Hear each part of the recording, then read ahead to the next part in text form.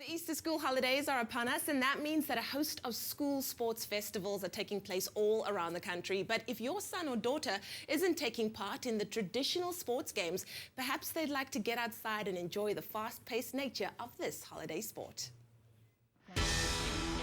Urban warriors armed with neon paint have made paintball the go-to activity for team building or fun with friends. Its popularity has grown so much, now there's a league for the more competitive types. A little bit nervous standing in the arena, but a lot of excitement. I can't believe the tempo that these guys are playing at. Talk to me about this league that we've seen in action so far. Around about 600 players around the country competing.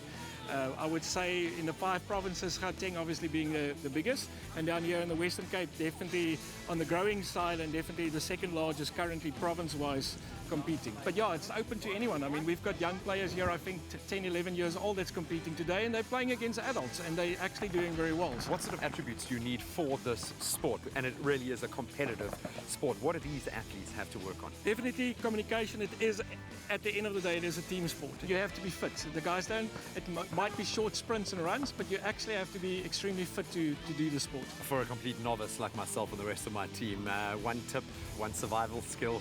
Don't get shot. Statistically, paintball is one of the safest sports around, with players donning plenty of protective gear. The sport also enhances agility, decision-making, communication and teamwork amongst children. What has the sport given you? What have you learned? I've learned a lot of new techniques from all my teammates, and obviously I've learned some discipline. And yeah, it's been an all-around good learning experience, especially since we've got a couple of older guys on the team. What would you make of a schools league where you could go out there and actually represent your school playing paintball? I think if you brought that into the school area, it would be a really good idea, and I think a lot of people would be willing to compete in it because it's such a fun sport.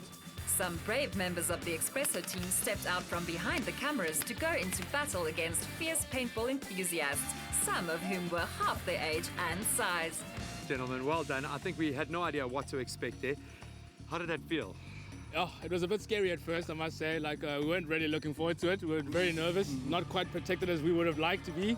But no, we did well. We did well. Yeah, no. It was definitely, I didn't expect to get that many bullets shot at me. And the thing is, I'm from the Cape Flats, so I'm used to bullets, but that's another level.